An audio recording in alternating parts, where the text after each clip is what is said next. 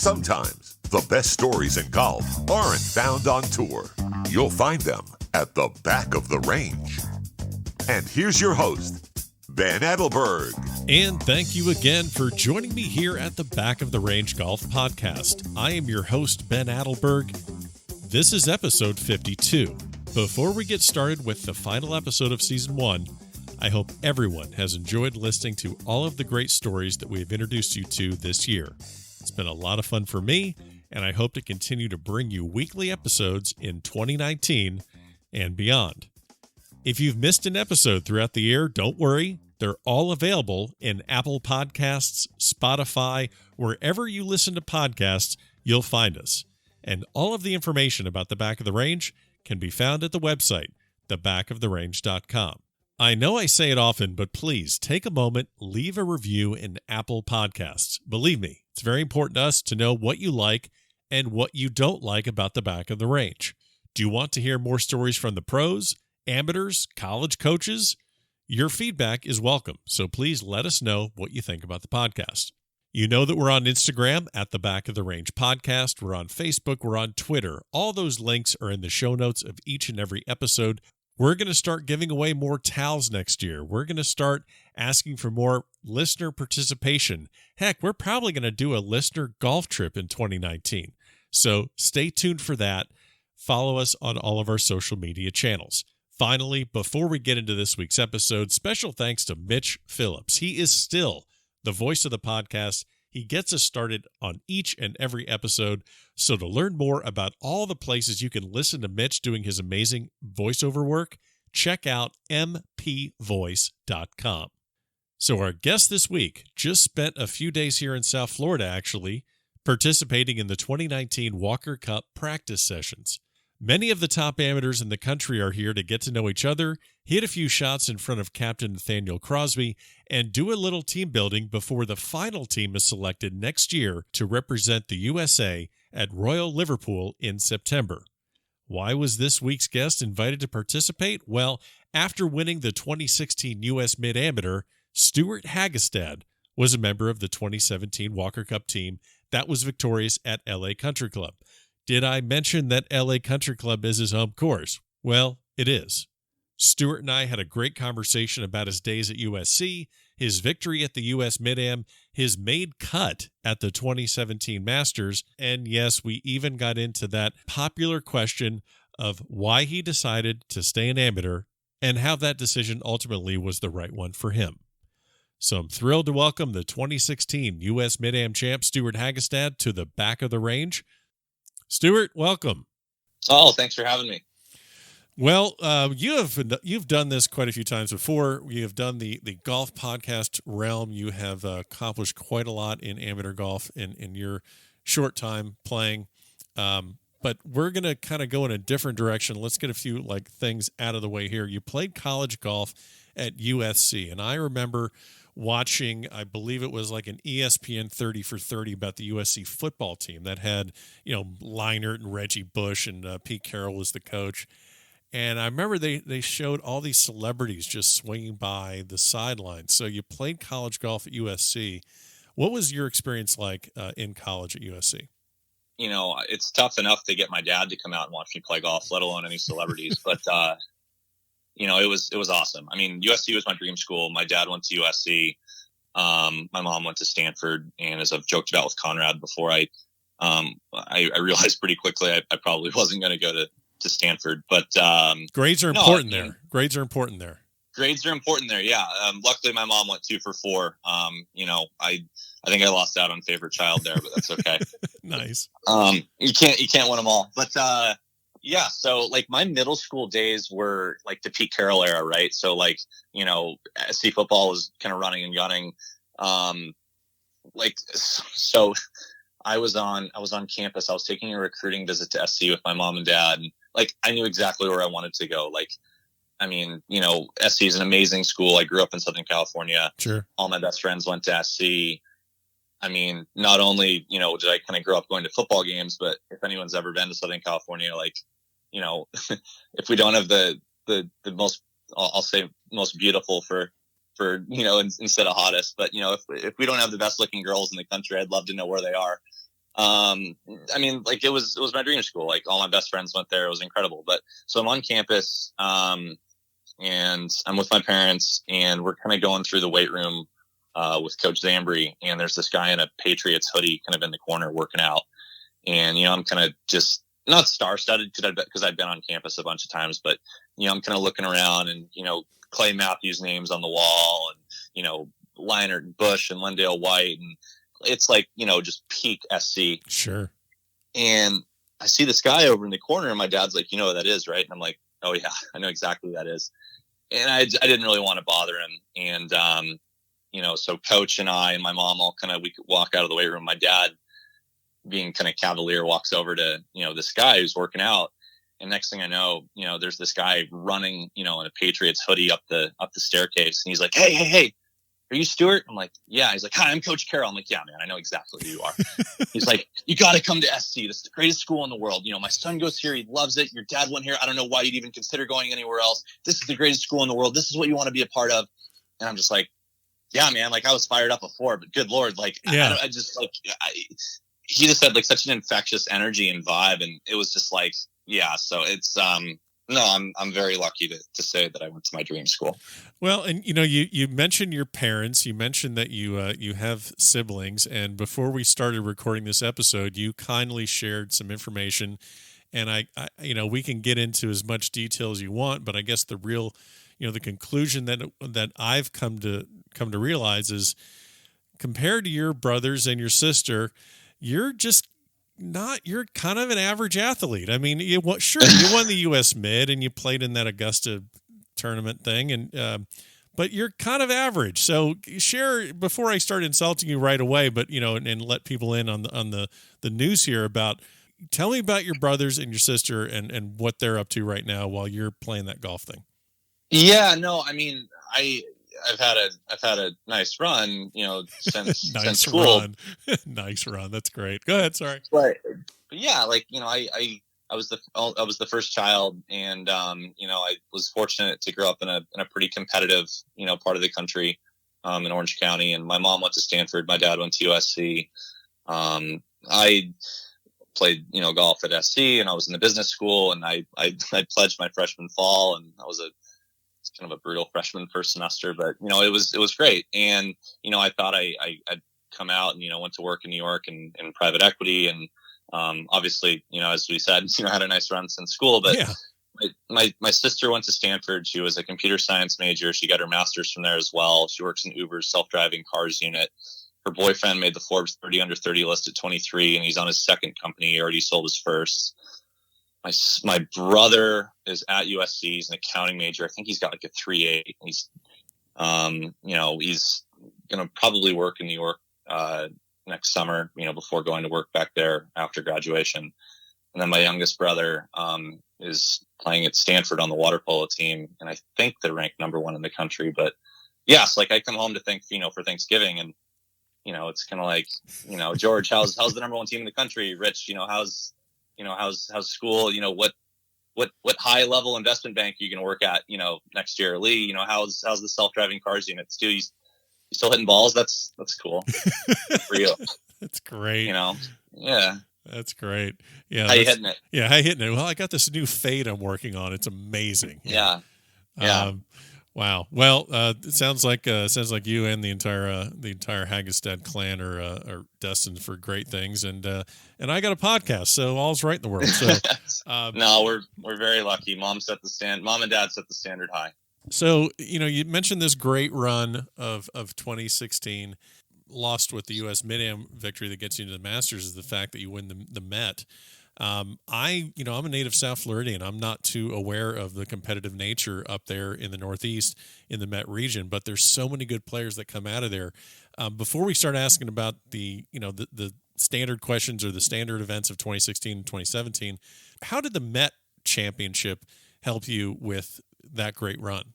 Yeah, no, that's a great observation. I mean, I think that, Florida, Texas, and Southern California kind of get all the credit, amongst the greatest kind of organizations in the country as far as production of players. But I mean, I'd argue that, the Metropolitan Golf Association's right up there with it. I mean, is hard. Like my first year that I'm in New York, I'm working, and I, for some stupid reason, and then probably like the middle of February or something, I began to kind of get the golf itch, because you haven't touched a golf club in a couple months. And, it's my first year out of school, and I haven't played in forever. And I went to their website and I was like, let's check out, where, just for kicks and giggles, where the tournament schedule, where they're going to be this year. And the three biggest events in the Met section are this thing called the Ike, which is like their stroke play championship. Then there's the Met Amateur, and then there's the Met Open. And the Ike was at Friar's Head. The Met Amateur was at Baltusrol, and the Met Open was at Wingfoot. And I'm just like, yeah, we got to get involved. Sign me up for this one. Yeah, I mean, let alone like a lot of my very close friends, still in the area are some of the best players that are there, and of years past as well. But I think like growing up in Southern California, I was very lucky. Like, you play in the Southern California Amateur, and you're playing against guys like Xander Schauffele and Bo Hostler and Max Homa and Michael Weaver and Patrick Cantlay, and I mean you can go on and on. Sure. And I think what I was able to do when I moved back there was to kind of keep that same standard, of playing against guys that were just such studs in their own right, and kind of apply that, to the Northeast. That if I had played against these guys, it's kind of like working on Wall Street out of college. Like that job's going to travel anywhere. I tried to take that experience and, transfer it, to my experience, back East. And, I think just, I had the opportunity to put the golf clubs away in the wintertime and to put on some weight. And, I was fortunate enough to join a place called Golf and Body, in the city. So while I didn't get to play during the wintertime, every now and then, especially kind of going into the summer, I got to hit balls, with the use of a TrackMan into a net. But, it helped in my development tremendously. And I think it was just a byproduct of, some quality work in the off season and, wanting to kind of stay involved with competitive golf. And, it's amazing what a couple good finishes will do for your confidence. So I think it was kind of a combination of all those things. Absolutely. Well, you play the U.S. Mid-Am. It's at Stonewall. It's 2016. It's at Stonewall in Pennsylvania. I have a couple friends that did play in that tournament, and I got to talk about the tee gift. Most people most people listening may not be aware that when you go play in these USGA events, or actually any real good amateur event, they're going to give you something. They're going to give you a hat or a shirt. Or I'm looking at it right now. Oh, perfect. Okay, so you get a hat, you get a shirt. Beautiful. Yeah. So my friend, I've seen the tee gift. I've been over my buddy's house, and he's shown me this thing, and he's like, "Yeah, look what we got." And I'm looking at him. I'm looking at this thing. Tell me about the tee gift you got at the 2016 U.S. Mid-Am. It's really interesting. Of all things, you brought that up. There's much more useless information I'm going to bring up, Stu. So don't you worry. I got a good one for you pretty soon. Well, I mean, we don't have many of these in Orange County, California. Nice. So at first when I saw it, I was like, oh, it's a opaque vase. That's interesting. It's a milk jug, I think. It is. It's a milk jug. Yeah. Is that what it is? It's a milk jug, right? Yeah, because the cow there's a cow for their logo. Yeah, it's like a very rustic, interesting tea gift. It's a very interesting tea gift. Yes. But I will say one thing. I really liked it. I bet you did. It brings back a lot of really good memories. Oh, of course, and of course you got a different jug at the end. You got a different tea gift that only one person gets, so it all works out good. That's right. So yeah, you play this. You win the U.S. Mid-Am, and I looked at all the matches. I think you finished in the stroke play 36-hole portion about like T12, something like that, and then most of your matches that you ran through, you had a couple 2-1s, but then you had a couple 4-2s, 4-3s. But then you get to the final and you're playing against Scott Harvey. Hey, Michael McDermott had me 3 down through 3. I had to come back, and he's from Philadelphia, and we were out there and we had a bunch of his friends and family that we've now become good friends. But don't forget about Mike. Mike gets credit. He came to play that day. I met him and I was like, who's this tall guy? And then I was 3 down through 3, and it was kind of like a shock to the system. I was kind of cruising until then, and I was like, dude, you gotta get back on your horse, bud. I think that's the funniest part of the episode so far, that Stewart Hagestad says, "Who's this tall guy?" What are you, 6'5", 6'6" now?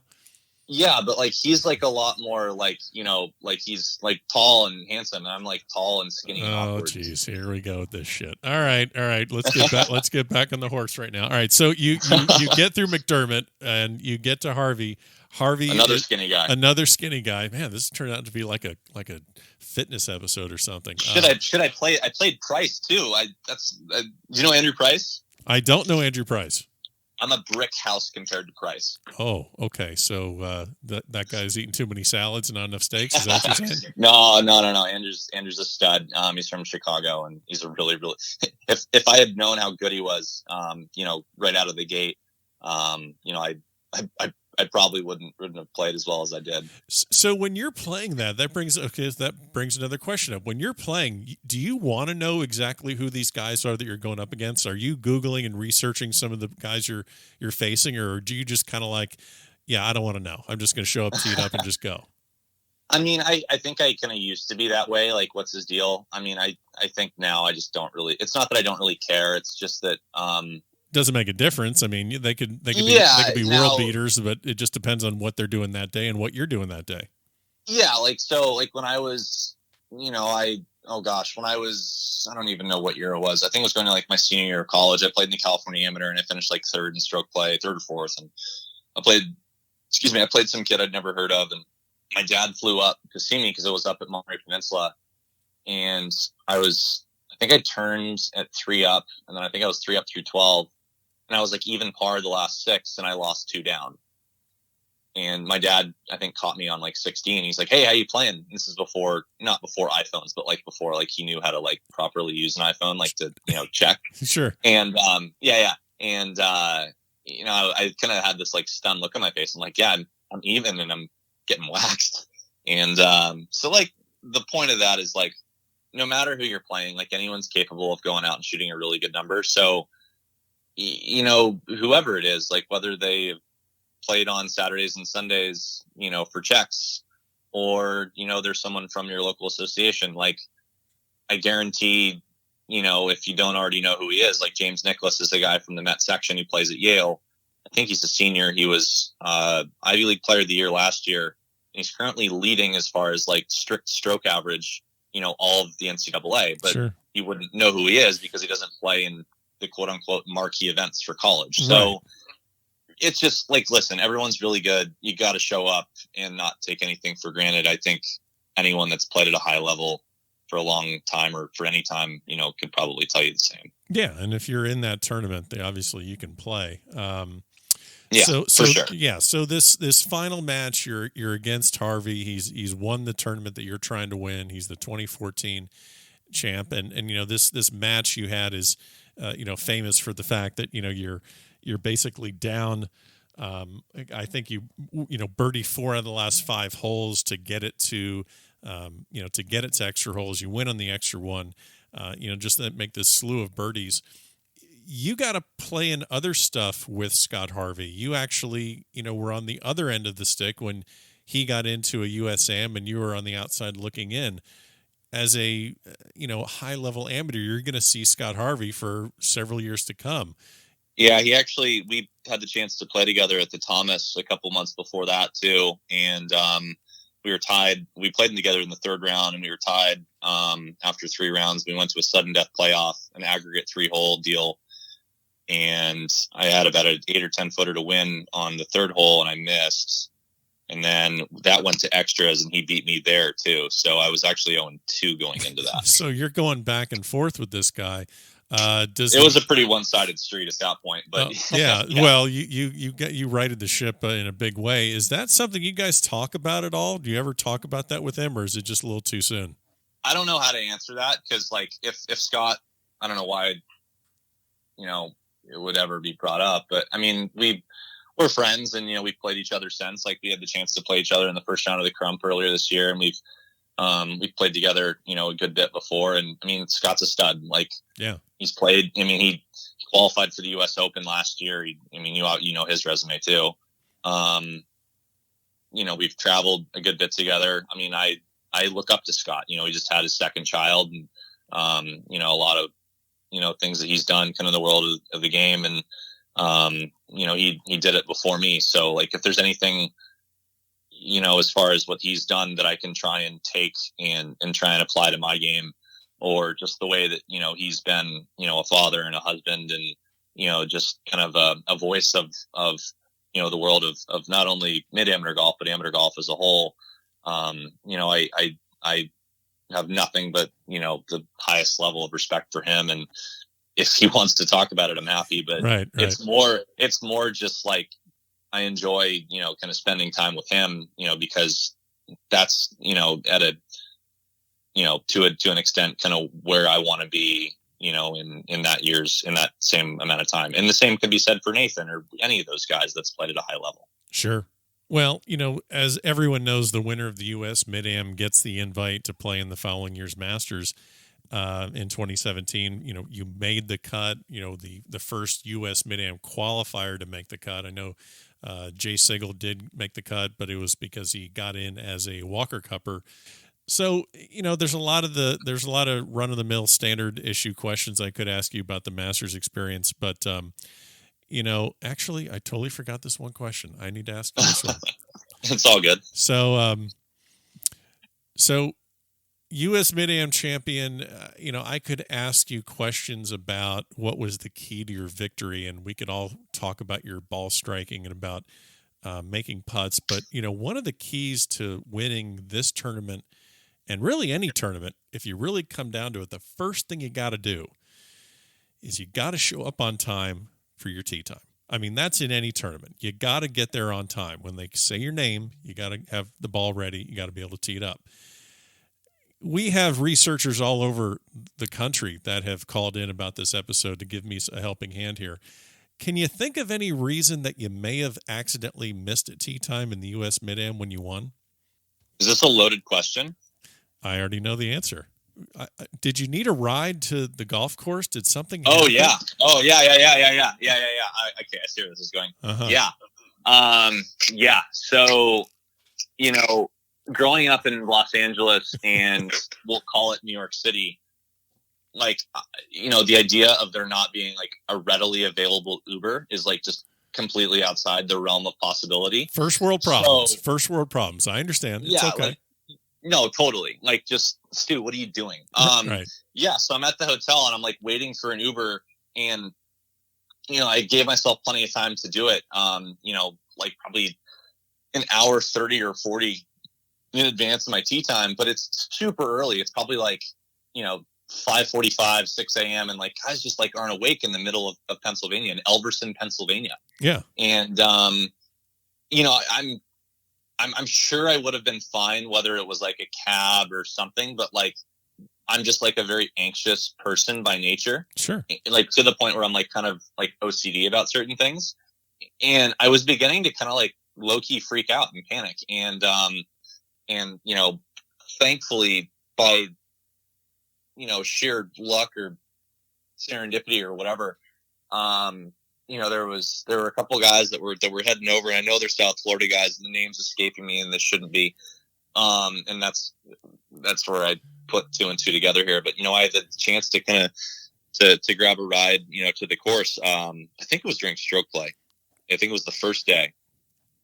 Yeah. Who was it? Who was it? Who ratted you out? That would be Mike Blum, who is on the board of the Palm Beach County Golf Association. And yeah. So Mike Blum ratted you out. Well, didn't rat you out, but he actually I played golf with a buddy of his, Jason Dollard, who listens to the podcast all the time. And he's like, "Oh, you're talking to Hagestad? You got to see if he remembers this." So, that's amazing. I hadn't completely, but I know exactly. Okay, that's incredible. Yeah. So that was just a random thing, and I was like, "Oh, I gotta just surprise you with that one." So at first, I was like, "Shit! Like, what did I? What did I do?" Yeah. Like I know there's a lot of bodies buried, but good Lord, like what did I do? Yeah. So that's a funny little story from that U.S. Mid-Am, but that's awesome. Yeah. Yeah. So you win this, the tournament ends basically mid-September. It's on the calendar for the following April to play in the Masters. It's on the calendar. So from September to April, it's coming. And, we have a lot of listeners that play casual games with friends or club championships. One of the problems of the amateur golfer is maybe putting too much pressure, too much importance on one single event. So you get the invite to the Masters. You have several months before it's going to happen. I know what you did at the Masters, but how did you prepare to play in the Masters? I mean, the short answer is I prepared to win. I mean, I'm that guy that's going to listen to this and kind of, not shake his head, but like kind of just be like, really? Like, Yeah. Come on, guy. Yeah. Believe me, I'm that guy too. But like, the reality is like, you're two things. One, the golf ball doesn't know who you are. So we'll start there. And two, like if you're going just, to have a nice time. Yeah. And like that's cool, but you're going to have a pretty forgettable week. Like, so like there were like a couple stages, like when I was first invited and like it probably kicked in like a month later after I had, kind of gotten back to people and settled back in at work. And, just a lot of it like had kind of, I'd had some time to kind of think about it. When that kind of sunk in, I literally was like, oh shit. Like, yeah. You're hitting that first tee shot. So, so that was that. And then over time, as I realized that I could still, get it airborne and, hit balls in practice and, that was fine. And I made trips down there, with a couple friends that are members as well as my own trips and, did my homework and got ready for it. But about a week and a half before, I had like a full blown case of anxiety, like back home in Orange County. I was like, this is real. Like you're hitting balls next to guys that you idolized, growing up, Phil and we'll say, Dustin and Ernie Els, and this is real. And so I texted, Justin Thomas, who ironically was there at the time, who's a good friend since junior golf. And I was like, dude, like, what do I do? And like, he literally like had to like talk me off a ledge. And he was, if you remember that picture where like Tom Brady and, I think it was like Kevin Plank and Jimmy Dunn and Jordan were all down there. I think he was in that group as well. And at the time he was ironically there and he was just like, Stu, like, you're going to be fine. Like, everyone here just, we love to play golf and we're good at it. So like, you're in the same boat. Like you're totally fine. So back to your original question of how did you prepare for it? Well, the preparation of going into that, like you're going to prepare a lot differently if your mindset is, hey, we're going to go down there and we're going to see how we do versus no, like we're going to go down there. And if we have our best stuff, like I think we can be there on Sunday afternoon. Right. Like it's just a mindset. Like it's the same thing in business. It's the same thing in, in fitness, whether you're working out, it's the same thing in your in any aspect of your life, as a father, as a marriage. Like if you think you're just going to, coast in and, see what happens, like, well, that's dumb. Like the mindset of preparing the right way goes into it far, far, far beyond that. So I really tried to kind of commit, this is what our goal is. This is how we're going to prepare. Sure. This is the kind of practice that we're going to put in. And this is what's required to give yourself the opportunity, to play your best. So that's kind of, oh, then the last thing is, so we're there. I'm practicing at Big Canyon probably like a month before, like 3 weeks before. And, I've been asked seemingly every day for like the last couple months, at the time, oh, you getting ready? Have you been down there? How are you feeling? And you've kind of, gotten used to it and you've kind of, got your stock answer. Right. And a friend, he's like, hey, Stu, how you doing? I'm like, I'm, doing well. How about you? All good. Hey, what do you think your odds are of making the cut? Oh, I'm like, shit. It took every bit of me. I'm not going to say what I thought, but I'm sitting there and I'm like, bro, like, come on, man. Like, we're like, that's not what you like. I probably gave some answer like, I hopefully pretty high. Right. But Right. No, like what runs through your head is just like, come on, man. Like, oh no, absolutely. Yeah. You have to go in there. I mean, not just forget about the Masters. You got to go into any event. I mean, you weren't going into the U.S. Mid. You weren't going into the Met thinking, well, hopefully I do fine. And did you do anything specifically different to prepare for that golf course than you did for other ones where, the greens notoriously are running super quick, very tight. You mean like putting on a local Equinox basketball court or something? Is that what you did, Stu? No. Okay. No. But I mean, like tight chipping areas, I'm just curious, as someone that has played the Masters, it's the golf course is different than quite a few other championship golf courses that maybe you've played on. Is there anything that you did differently, whether it's maybe equipment wise, whether it's anything like that you did differently for that event than maybe you did for other ones? Yeah, I had a new set of wedges in that week, Okay. But as far as equipment is concerned, not really. I'm kind of a big believer in, if it's not broken, don't fix it. Sure. And if you find something that's significantly better, don't change. So not there. Okay. I don't know. I guess I put on a little bit of weight, but anyone that's seen me, would tell you that that's not true. Okay. No, I kind of did the same things more or less that I do typically. I usually try and putt down grain, downhill if I can, downwind. At the Masters, at Augusta National, there's two speeds. There's, kind of their everyday play speed, and then there's what they call tournament speed.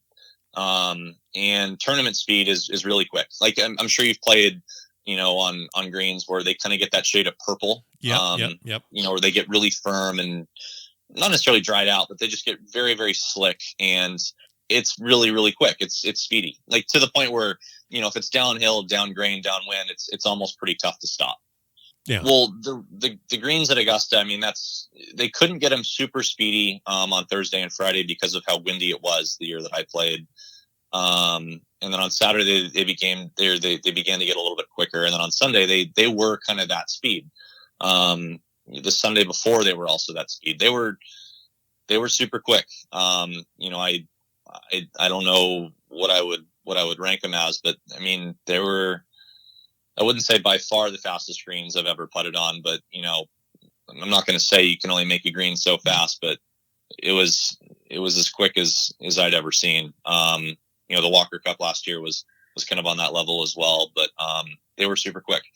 So as far as preparation on that front, under the gun, I was probably going to putt a lot from around the greens. So I did a lot of longer speed drills, but I don't really think I'd changed a ton. You mentioned putting. So, you use a long putter, non-anchored, of course.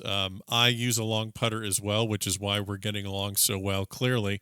Are you on Broomstick Nation too? I didn't realize. Oh, there's a phrase. There's Broomstick. Yeah. One of my buddies in New York, he's a big fan of Broomstick Nation. Okay. So yeah, it's like Streb Nation, but it's even cooler. I will share a personal story. So my 4-ball partner down here in South Florida, Dan Egertson, he is actually at the 2016 U.S. Mid-Am as well. He is a proud owner of a commemorative milk jug.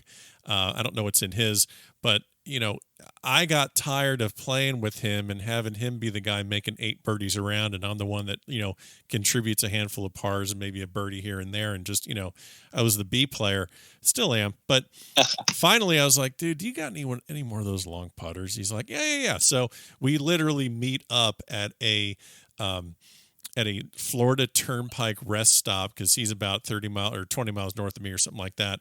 And, it looked like a kind of a very odd, like, handoff, not kind of like a drug deal gone weird, because he just gets out of the car, opens the back seat. There's 9 of them laying in the back seat. And I'm like super sketchy, but not at all. Yeah. Just 2 dorks getting together to trade golf equipment. And I'm there in the parking lot. Yeah. I'm in the parking lot. This one, no, too short. No. Okay, yeah, this is the good one. And so now I'm rolling with that. But he actually has tons of them. He has the camera, and he has tons of them. Now, how did you make that change? What prompted your change to go to a long putter, or have you been Broomstick Nation since birth? The wand? No. Okay, so I putted so poorly one year at Pac-12s. I think it was like after my sophomore year, and I was just like, we've got to make a change. Like, we've got to do something, because it was becoming like not fun. Right. And it was just like, I don't like the Y word, but it was just like, I was putting so badly that, like, at a certain point, like, I always considered myself a pretty darn good putter. And then, like, as soon as you start missing, like, confidence was dropping, and it was just like, it wasn't enjoyable, right? Sure. Like you should be walking to the green and be like thrilled about the opportunity to make a putt, no matter the length, right? So I was basically like, when I picked it up, like the motor skills are totally different, and you basically like give yourself like a new opportunity to relearn how to putt. So what I told myself was like three things. And I really think that this is really all putting comes down to. One, you got to have, besides the fact you got to be a good green reader, but we'll leave that out of it. You got to have really good speed. If you're going to misread a putt by, a foot, but have great speed, well, you're a foot away. If you, misread a putt by an inch, 2 inches, and you're 4 feet off, well, then you could have you get what I'm trying to say, right? Yeah, absolutely. So that's one.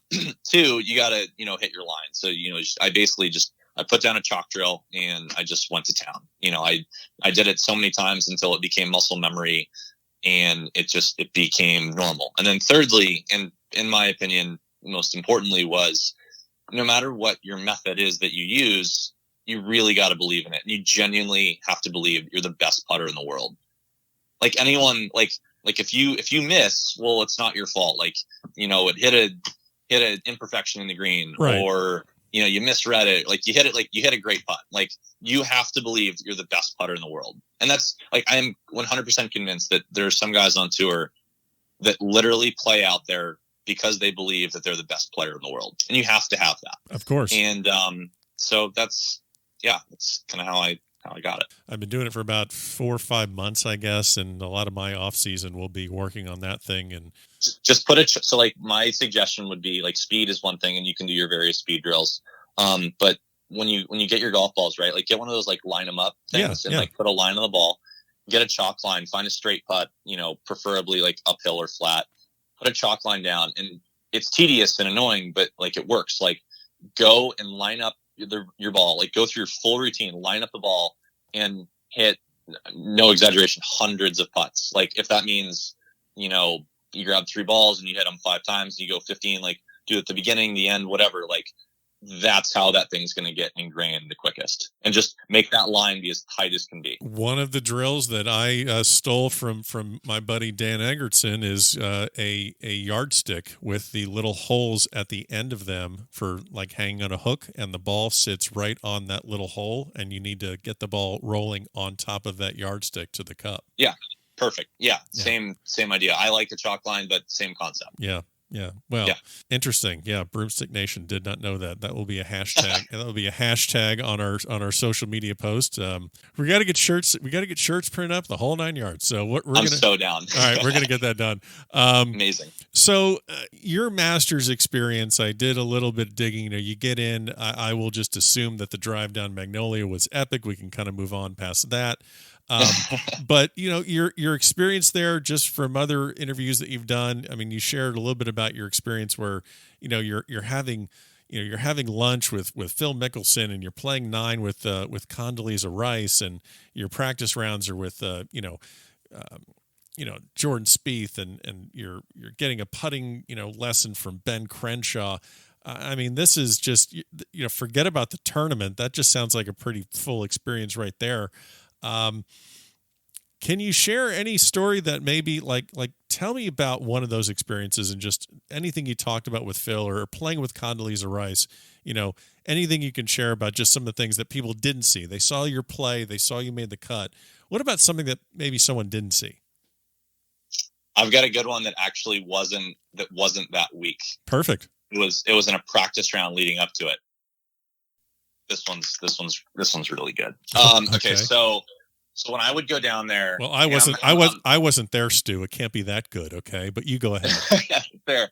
I'll see if I can, I'm sure I can. I'll think of one from that week, but, no, this one's good. So, we would make trips, or I would, I went down there, for a couple days, and, I was with, a caddy named John Chance, who's down there, who was a great guy and helped me tremendously for that week. And we would work together, kind of leading up to the event. So we're probably in, I don't know, early March, we'll call it. And, what I would do is I would, wake up early. I'd go, I'd hit balls and practice for like an hour and a half. I'd get there at 8, which or 7:45, 8 o'clock, which is, I think, kind of when they would let me come out. And, I'd hit balls at practice and let it warm up a little bit because, it was played a little bit differently during that week than how it would play kind of in early March. It was just a little colder and a little, Sure. Damper and so on. So then I would play from kind of the front of the back tee box to try and make it as similar as possible to what the week would look like.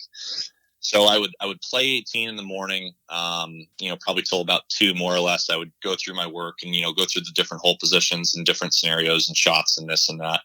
And then after that, I would go and have lunch. I would have a quick lunch kind of by myself, and then I would go out and practice. And then in the afternoon, what I typically would do, and anyone that's ever had the opportunity to go to Augusta National knows it's very undulating, it's very hilly, much more so than it gets credit for on TV. So it's a pretty, I don't want to say exhausting walk, but like it's if you kind of go through the measurements of just playing a practice round where you're putting to different holes and hitting shots, and it's what I really wanted to do. And this is like a side tangent to where I'm going with this. This is not part of the story. It's more just like, it just gives color to Augusta. Absolutely. But I really wanted to maximize and make my time there as efficient as possible, like to simulate what it was like playing that week.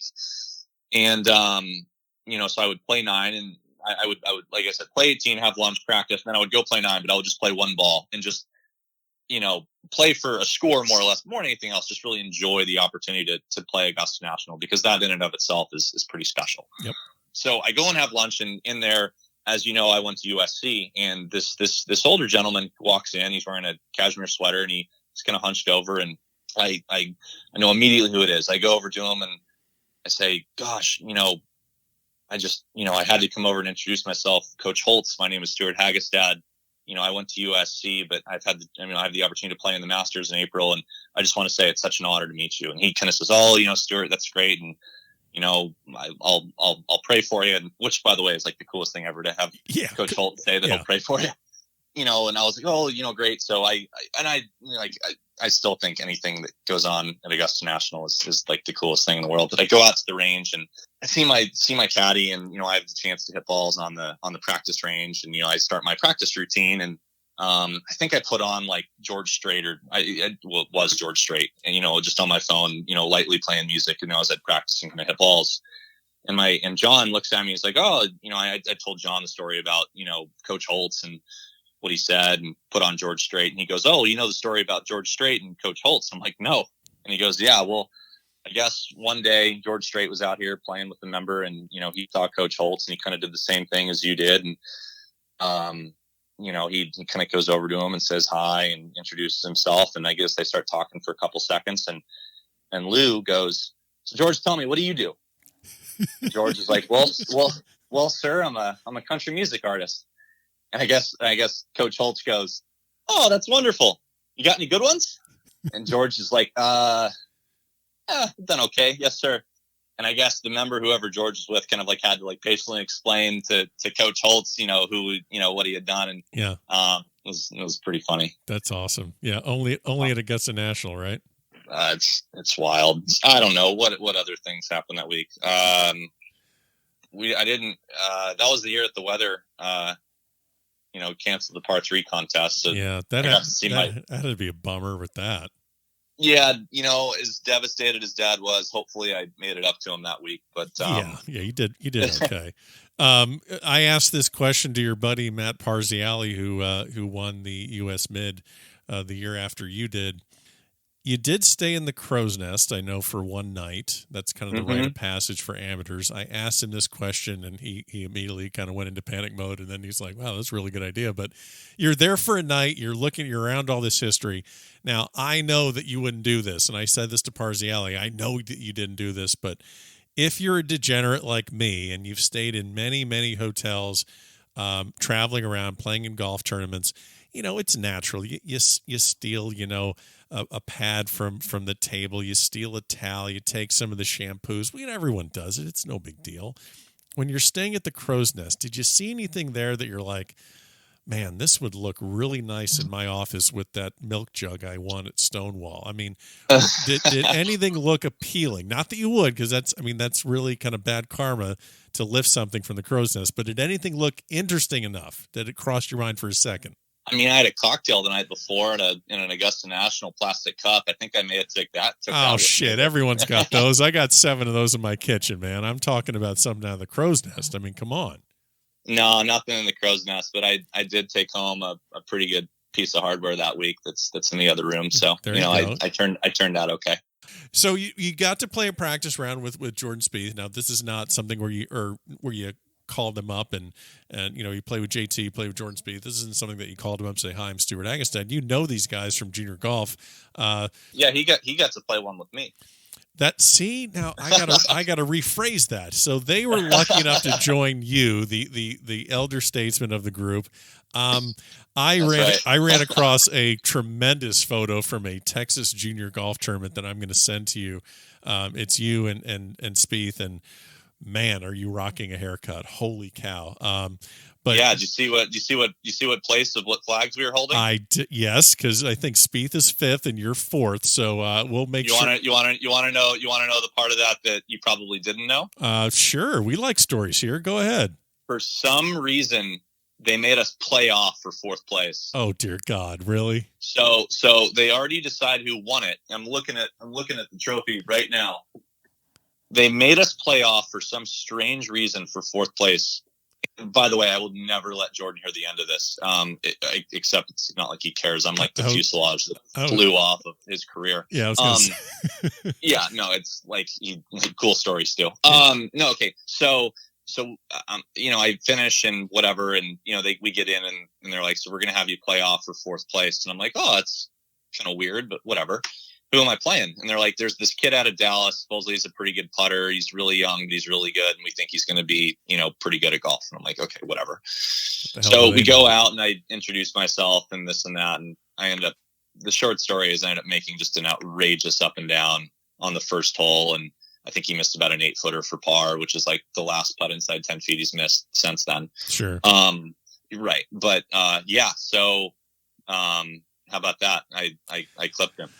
I mean, that's, other than that whole U.S. Mid-Am Walker Cup making the cut of the Masters, I think that's what I would hang my hat on in life. I mean, that's where I would be with that. So, tell me about the practice round and just like, you've played junior golf with these guys. They turn pro, they do their thing.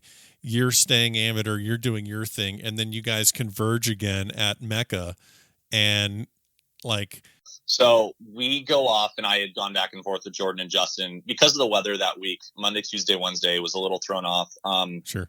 If you recall, there was just a massive storm in the area, and it canceled a bunch of flights, and it wasn't great. But what I decided to do was I didn't play on Monday. I just practiced all day. The last thing I wanted to have happen was basically to be left out on the golf course, as a storm blew through, and then it kind of throws your rhythm off. And I played 9 on Tuesday, and then I played 9 what ended up being 8 on Wednesday, before the what was supposed to be the par 3 competition. Yeah.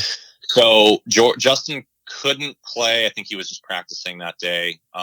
Again, the storm was supposed to blow through around like 1. So I went out and played 9 with Jordan, and we're on the range, and we were going to go out and play with Kuchar. Kuchar was going to join us. Oh, that guy. Yeah. So we get to the first tee, and to be very clear, like I'm still kind of terrified of, just like the whole situation. Like I was very nervous that week, and, just, playing in front of that many people, and, sure. In my eyes, just the mecca of, competitive golf. And so Jordan, or they're like, okay, let's have a bet, let's play for something. I'm like, all right, whatever, it was like, whatever you want to do, money bags, you set the price. Sure. Yeah. I was like, sure. I don't know. It was like $5 or something, but I don't gamble. So I wasn't a part of that because I'm an amateur. Right. Gotcha. Right. So we're on the first tee, and Jordan looks over and he's like, hey, don't be intimidated. He's not a nice guy. I'm like, okay, like kind of weird, but whatever. So Jordan birdies the first. I probably didn't finish the hole. Matt, I think birdies the second. Jordan birdies the third. I think we pushed the fourth. I actually think I contributed with a par. And then Matt birdies the fifth. So I'm there, and it's like you're hanging out with your brothers and sister all over again. Right. No, yeah, exactly. So we get to the sixth tee, and Matt's like, okay, let's do a quick recap. Jordan, you won 1, I won 2. Jordan, you won 3. We pushed 4. I won 5. I've got 3. Jordan, you've got 2. Stu, how many do you have? I'm like, all right, man. What an ass. Yeah. So I was just like, all right, man. Like, I get it. I need to get better. Yeah, that sounds like you know how many stories like that about Kuchar there are out there floating around. I mean, that's got to be tons of them. I've had the chance to talk with him a couple times since then, and he's a really, really nice guy, but he's a killer. He's a secret killer. Yeah. When I was doing the research for this episode, and I've listened to you've done other interviews. I've done a lot of reading, and I just remember watching after, you win the silver, you win low AM, you make the cut, and the onslaught of questions that you were asked, hey, you're going to turn pro, right? Well, why aren't you turning pro? And I just kept thinking to myself, damn, just leave this guy alone. Let him enjoy what he just accomplished. It's just such a massive thing that he just did. So that was my first reaction. And then I started thinking about, well, wait a minute, this guy works in finance. He's in New York. And the amount of money that these kids have to spend to chase this dream of playing professionally on the PGA Tour is just astronomical. And not all the pros out there on tour are traveling like, JT and Jordan, all the other big stars. And, if you're doing it right and you're playing all the time, you can't work. You got to do the mini tours. And then you have that small window of Q school to get through. And, you didn't get through? All right, now you got to start all over again, do it for another year. And I'm thinking all the connections you've made, all the people that you've met through the amateur game, why would you turn pro? You're going to make so much more of your career and your enjoyment of golf without going down that road. So is that, not to put words in your mouth, but is that kind of what you're thinking of? And is that when people ask that question of, aren't you going to turn pro? Do you kind of look at it that way? What I will say is I just don't think the world of professional golf is quite as glamorized as, the PGA Tour media or Golf League or whatever. Like, I just don't think it's as glamorized as your kind of typical, weekend watcher of the PGA Tour thinks it is. Right. Mini tours and, smaller kind of satellite events are littered with former, All-Americans and, some Walker Cuppers and alleged can't miss kids. And I don't really think it's quite as, as you kind of mentioned, as glamorized or as perfect as people think it is. And at the same time, as much fun as competitive golf is, and don't get me wrong, like I love it. I've got my own personal goals and, definitely, want to try and compete at a high level for a long time, in some capacity. But as I kind of, project and look out on my life and, 30, 35, 40 years, there's a lot more than just playing. And for me personally, I've kind of found that, playing a stretch of competitive golf, as I've been fortunate enough to do for a couple summers since winning the mid, chasing personal goals of mine, I've found that it's to me, it's made me a little one-dimensional. I get focused, kind of on golf, and I would rather kind of spread myself, a little bit deeper. And one thing that I'm really committed to is I have had the chance, as I've grown up, to have two amazing parents. And I don't know that, playing professionally gives myself the best opportunity to be the best, husband and father, that I maybe could be for my kids and, to support them. And, the community that, I've been fortunate enough to be raised in, and friends. And then besides that, and this is something I've kind of thought a long time about, but when you look at the world of, either professional golf or really just, historically, over the last 100 years, let's talk about the people that have really made a significant impact on, the world much more than just themselves. Sure. You get Bobby Jones and Tiger and Jack and Arnold, and, certainly you can find, a few more, but you look at guys in the world of amateur golf, and maybe not to the extent, of the success that I've been fortunate enough to have, in the last, couple of years, but you look at guys, I've had the chance to meet, like guys I look up to, like Seth Waugh, who just became, was president of the PGA of America, or, Jimmy Dunn, or, the captain I played for the Walker Cup, Spider Miller. These are guys, that I've had the chance to meet and spend a little bit of time around. And I think that those have kind of replaced a lot of the idols that I had, when I was younger, of professional athletes, right? Because they've had that, that chance to be fathers and parents and leaders, and much more than just the golf course. So that's kind of my thinking there. Yeah, no, that makes perfect sense. Before I let you go, I definitely want to talk about the Walker Cup. You were the only mid-am on that Walker Cup team in 2017, held at your home course of LA Country Club. So probably a little early to compare that 2017 team against the 2007 team that had, Dustin and Ricky and the rest of the crew. But I'm looking at this roster that you had up there in 2017. As you said, you played for Spider Miller, but a lot of these names, a lot of people are going to know who they are if they don't know them already. But you got, Cameron Champ, who just won, and, McNeely and Colin Morikawa, Doc Redmond, Scheffler. You got all these great names. Did you feel that it was a little more special to make it as a mid-am than if you were at these other kids' age, that 19, 20, 21? I don't know. Yeah. I think I was in a lot different place than a lot of these kids coming out of school. My second semester, my senior year, I was a little bit more involved in, where I was going to work after college, and, drinking as much beer as I could on Thursday nights. Zambri will make, my old coach at SC will make fun of me just as much, but I don't know that I practiced in the spring, my senior fall on Fridays. Coach knew I wasn't turning pro, and I felt like I had kind of solidified my place in the lineup.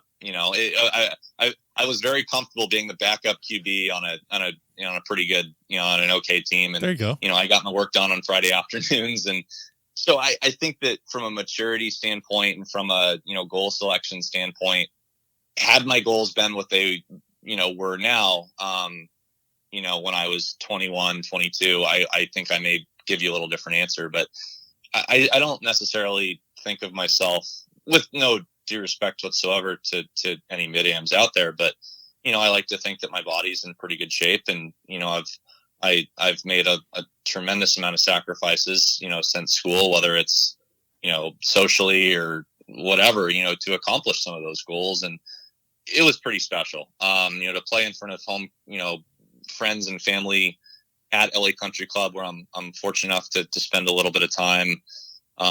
It was almost, and I think you saw it, the first day, as far as, how I played, it was almost the sense of home course disadvantage, where I felt like I put a lot of pressure on myself to play well. But yeah, the Walker Cup is so special in my eyes. Individual accomplishments are very cool. They mean, the world to me, as far as the mid-am and the Masters and the US Open. But as far as a team atmosphere goes and representing your country, it's just so much bigger than anything else. And I'm a firm believer that if you're fortunate enough to play on the Walker Cup, well, you were chosen to represent, obviously you're chosen based on your play and your character and, what you've kind of, proven, as a person and as a player over the past 2 years. But just as much, you're chosen to represent, a team, and you're captain in the United States and every previous Walker Cupper before you. So if that means that you play 4 matches, then great. If that means you play 1, that's great too. Sure. At the end of the day, like, you're representing something that's so much bigger than yourself. And whether I was 21 or 26, I guess I was, it was pretty special. And it was, I can't even begin to kind of put into words, just how much the event and anyone that's had the chance to have played on a Walker Cup, what that bond and what those memories mean to me. So that was pretty cool. Now, not to discount anyone on that team. You have just massive names, McNeely and Doc Redman, who is the reigning U.S. amateur champion. But throughout the practice sessions, was there anyone that just kind of jumped out at you? That just okay. Yeah. No, listen, everyone's they're all gonna I'm not asking you to pick one over the other, but listen, everyone's a stud, and this doesn't take away from anything. But, right. And when I've answered this question before, people have said, "You're insane. How is that not Norman? Norman's a complete stud." And, right. Obviously what Cam's done, recently is pretty wild. But to me, when I watched Colin Morikawa that week, I was like, how do you ever shoot above 67? Like, you hit it 310 and it falls a yard and a half left or right, dead straight. Like we're not talking like pretty straight. Like, we're talking center line every time. He hits 14 or 15 greens. He gets up and down 3 or 4 times. He hits 3 out of 4 par fives. And if it doesn't go in on the greens from 20 feet, it scares the hole and it's a tap in. We were together at the practice session the December before as well. And I left the practice session and I was just like, you need to get a lot better. And like, that was just kind of re-amplified, at the Walker, like leading into that event. It was just like, how does anyone on this team, not make it? Like, Well, just by hearing you talk about being on the Walker Cup team, when people ask you that question all the time, well, why aren't you turning pro? I would imagine that was just, hey, you want to know why? Go watch these kids. Go watch these guys. Cameron Champ hits at 50 by me, and I'm longer than the tour average. And, Doug Gim, never seeing the golf course, which is essentially a U.S. Open golf course, at LA Country Club, goes out and shoots bogey free 65. Like, it's fascinating how good the kids are. And it's almost like they don't know how good they are. It's like almost like natural and normal. And it's wild, man. I think that team's going to do a lot of really special things. Yeah. So real quick. So sure. after Cam won, I sent Spider a text, something along the lines of like, how cool is this? Stoked for Cam, only 38 behind Buddy, who was the captain of that team in 07 or something like that. And Spider sends back, yeah, pretty cool. Except Buddy's only 42 behind Downing. And I thought about it for a minute and I was like, oh, right. Downing had that guy Tiger, didn't he? All right, Stu, I understand that reference. Why don't you explain it for the listeners? So Cam got his first wins. That's the first PGA Tour win for Spider. So I put Buddy as like the next guy, because he was captain of that 07 team that, has gotten so much credit for the team. But Downing Gray was Tiger's Walker Cup captain. I think it was 95, right? That was 95, right? Exactly. Yeah. And Downing and Spider really, really close. They're like best friends. Wow, that's interesting. So the Walker Cup captains keep a little score on how their teams did, and how that's pretty good. So pretty funny. Yeah. So I have always asked similar questions at most of the ending of the episodes. It's just a quick bucket at the back of the range. So I'll ask you a handful of these and see if I can get your take on a few of these. So if you could give a major championship to anyone in history, whether they're alive or dead, whether they have 1 major, no majors, 18 majors, you can give a major championship to anyone in history, and it can't be yourself. So who beat me to it? I know. Well, I've been doing this podcast for a while, and everyone tries to sneak that in. So you can't give it to yourself. Who would you give a major championship to? Probably my dad, so we can play in the father-son. Nice. There you go. Yeah. Probably my dad, so we can play in the father-son, and I can hear stories in the back of the range from legends of the game. There you go. You should get into marketing. You're doing a hell of a job with this podcast. Let's see. Jack's win, speaking of father-son, so Jack's win at the Masters in 86, compare that to a 5th green jacket of Tiger Woods. Which would be the more substantial victory? I'm kind of a product of growing up in the Tiger era. Sure. So I'm probably going to get some backlash from this, but with Tiger and everything he's done, I can confidently say I probably wouldn't be playing if it wasn't for him. And, what he's done in the game. And, really, I'm kind of in that age bracket, where everyone within a few years, absolutely, of my age, can probably say the same. But I think just in light of, recent events, I think it would be similar but different. But, what Jack did at whatever he was, 46, I think it was, and the stories that came with it, and the color commentators, Vern Lundquist, and, I obviously Jim Nance, at Augusta National is kind of that new voice. But just the picture that was painted, of Jack in 86 is tough to beat. But I'd be lying to you if I told you I wasn't rooting for, Tiger of the field in April. It'd be more than anything else. If Tiger were to win, I feel like a lot of kids, that are younger didn't really get to understand or appreciate just how great he was at his best. And 100%. It's not really even an argument, of if he's good for the game. And he doesn't move the needle. He is the needle. The amount of excitement and enjoyment when he won at Eastlake is unlike anything we've ever seen. Yeah. And you kind of got a taste of that at the British Open and, with the PGA Championship. But I just think it would be so great for the game, and it would produce so many more eyeballs, if he were to not only be in contention, but to pull it off. I think it'd be a pretty, generational and transcendent win. I keep thinking back to that win at Eastlake, and I thought, how perfect is this? And it would not have been the same if he would have won the Valspar. Mm-hmm. It wouldn't have been the same. I mean, if he would have won the British, that would have been amazing. But it was perfect. I mean, it would not have been the same if he would have won Valspar.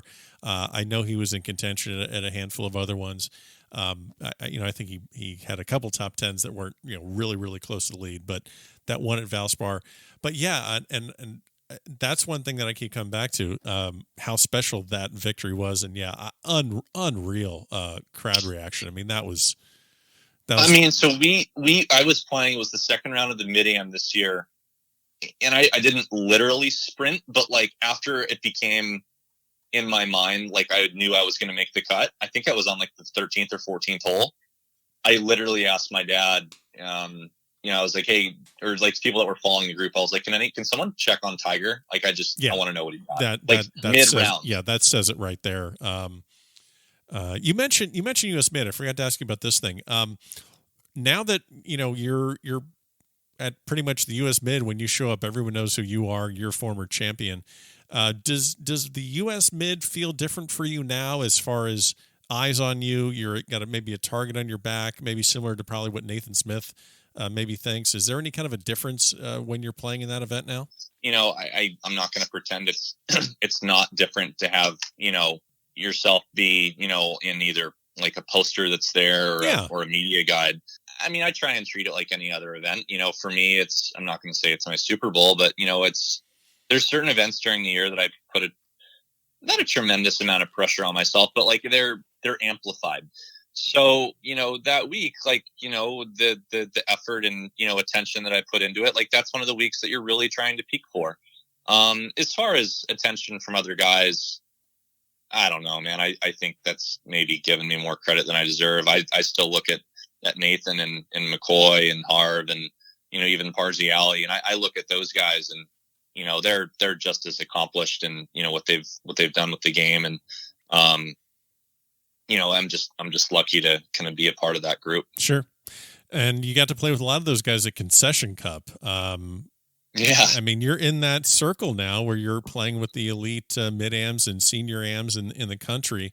I'm an amateur golfer. There's a lot of us that are amateurs that are a lot of amateurs are listening, but you guys are just at that different level, playing in events like the Coleman and the Thomas, the Crump Cup. I mean, it's just a different category, and you get to sit and talk to these guys that are kind of where you want to be in the next 15, 20 years with all these different experiences. Totally. Have you made a connection with it, maybe anyone in particular, and really kind of pick their brain? Like, okay, how do you balance, the wife and the kids and the job and all that stuff? I mean, I know you don't have all that on your plate quite yet, but have you made a connection with maybe anyone in particular that's maybe kind of a mentor in this small little circle that you guys are in? No, I mean, I think you just hit the nail on the head. I mean, while I don't have a lot of that yet, that day's coming, and that's a big part of who I am and who I would like to be in the future, and it's a balancing act. I've gotten pretty close. So that week during the Concession Cup, I had the opportunity to play with Michael McDermott, who is one of the guys, in kind of the regional level of really high level amateur and mid amateur golf. And one of the things that Mike and I have talked about a lot. Mike started a company. I think it's called Cathmere Financial or Cathmere Investments, but he's got a few boys at home, and he's a really highly respected guy. He's very involved at the Crump at Pine Valley, and he's a heck of a player. I think he qualified for like 5 or 6 straight US amateurs and mid amateurs, and as I talked about before, I played him, in the quarters of the mid-am, and didn't know a tremendous amount, about him, but I knew he was a pretty darn good player. And one of the things that we've talked about is just how regimented you have to be, and how you kind of have to set your goals, and wake up early and make sacrifices, and just you don't have a lot of time, and to be the kind of dad and husband and kind of leader, whether it's at your firm or in the community that you want to be. There's one thing you can't really get more of, and that's time. And it's just, it's a lot of time management, and it's a lot of, like you said, sacrifices, but a lot of the older guys, I mean, I've been very lucky, Buddy and Vinny and Spider. And I think the world of, kind of all those guys, and, what they've been able to do. And hopefully when I look back in 30 or 40 years, I have a resume that's, remotely in the same ballpark as those guys. So they've set the standard pretty high. Absolutely. So you follow us on Instagram. That's kind of how we got connected. We start something that I've just recently started called Would You Rather. And I know that game has been around. Everyone knows what Would You Rather is, but we've kind of put a little bit of a golf spin on it. So short answers. Would you rather play a tournament without golf tees or without wedges? Golf tees. No, like without even thinking about it. Okay. Would you rather? Anyone that, like, I feel like hitting driver off the deck is now a staple at SC. And I am fully convinced that the Slim Reaper started that. Who? The Slim? Oh, you? Wait a minute. This is your nickname, the Slim Reaper? No, that's what the assistant coach at SC used to call me. The Slim Reaper. Wow. He's now the head coach at or Slenderman. He's now the head coach of the women's team at SC. Oh, okay. Nice. Nice little shout out. Silverstein. Nice. All right. So you picked without golf tees. Let's see here. For sure. Would you rather rewrite the ending of Tin Cup so that McAvoy wins the US Open, or would you completely eliminate the existence of Caddyshack 2? Caddyshack 2. Never seen it. Okay. It's terrible. It's so bad. Jackie Mason. Let that register. Come on, man. I'm 27. You got to challenge me here. I'm in the Happy Gilmore camp. Oh dear. Oh. Okay. All right. Let's see. Have you ever seen the movie Dead Solid Perfect with Randy Quaid? You got to see it. It's a good golf movie. You got to see it. All right. Let's see. Now this one's going to be, I don't know if you're going to be able to answer this one fairly, but no, you're good. Would you rather get a free week badge to the Masters for you and 3 friends for the next 5 consecutive years? Or would you rather play 1 round at Augusta National with your 1 round at Augusta National? Or would you rather? Let me finish, damn it. Or would you rather play 1 round at Augusta National with 3 of your ex-girlfriends? First one. Actually, hold on. Going through the Rolodex of ex-girlfriends. All right, hold on. I'm trying to think of how many bad terms I'm on. That's what I'm getting. Okay, don't talk to her. Don't talk to her. One of them I'd be fine with that. No. Okay, I'm gonna go with the first one. Okay, so you would rather be a spectator for 5 years with 3 of your friends and pass. Okay. So yeah, there's way more political capital I can get out of that than 3 ex-girlfriends. Brilliant. Okay, always thinking, always using the business mind. Let's see. I mean, yeah. Like, come on. No. Sure. Well, it's kind of hard to ask you. You've already played, so and every year you're playing in a tournament that could get you back in there. So it's kind of hard to have that be fair for you. That's a question for other people that may have not, If I do it right, there's 2. And if I play in the British Am next year, there's 3. So that's very true. That's very true. Let's lock in. That's very true. Let's see. Would you rather win the PGA Championship or play on 2 losing Ryder Cup teams? Ooh, that one's really good. This is great that I'm getting to test these out on you, because this is kind of what boggles around in my brain. I'm like, all right, let's try this. No. That one's the toughest so far. That one's really good. Okay. Because if you pick the PGA one, then you don't look like a team guy. But if you're on the losing Ryder Cup side, it's devastating. Gosh. You know what? One thing we said at the Walker Cup this year, that's a heck of a lot cooler to be on a winning Walker Cup team than it is to just be on a Walker Cup team. Yeah. I'm going to go with the PGA. See, that's the right answer here, because if you win the PGA Championship, that itself is most likely going to get you on a Ryder Cup team anyway. Facts. That's true. Plus, like, the first question you're going to get asked, 30 years down the line after your Ryder Cup is, "Oh, how'd you guys end up?" And when you have to say you lost twice, it's devastating. Yeah, absolutely. Let's see. So this one might be interesting for you. I know that turning professional, we've covered that, but would you rather play the web for 3 full seasons and then graduate to the PGA Tour, or would you rather spend 2 years on mini tours and Monday qualifying and then make it to the PGA Tour? No, web for sure. Okay. Let's see. You ever played in a mini tour event? I have a friend that runs the minor league golf tour down here in Stewart, Florida. His name is Scott Turner. I have never played in one of them. I do have a guy that was on the podcast who we've been friends forever. He played mini tours. So no, I've never played professional. Yeah. I mean, there's a lot of really, really, really good players out there that you haven't heard of that can shoot nothing any day of the week. Yeah. Web for sure. Yeah. This one might be interesting for you. Would you rather spend a year caddying for a top 30 PGA Tour pro and never play golf during that year yourself, or would you rather caddy in St. Andrews for a year and play golf all the time during your free time?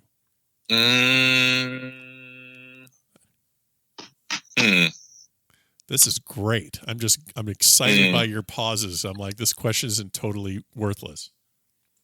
I mean, can I ask a couple of contingencies? Sure. I'll open the floor to questions. Mr. Hagestad from California, your question, sir. At what point in my life am I? Oh, okay. Let's see. Let's go with like 35, 40, something like that. I mean, I'm not going to say, I'm not going to say like 65. Yeah. At 35 or 40, I'd probably choose, being with a guy on tour. Okay. And the reason is I feel like it'd be, kind of a fun year-long transition where, like, I'm still playing competitive golf, but like it would be at a point in my life where I was either making a transition career-wise, or, hopefully by that point I'll have done well and have had, a decent, whatever, like something like that. If I was younger, like right out of college, I would probably say being in St. Andrews. Yeah. I think it'd be kind of a fun, just kind of, year abroad type, sequester type deal.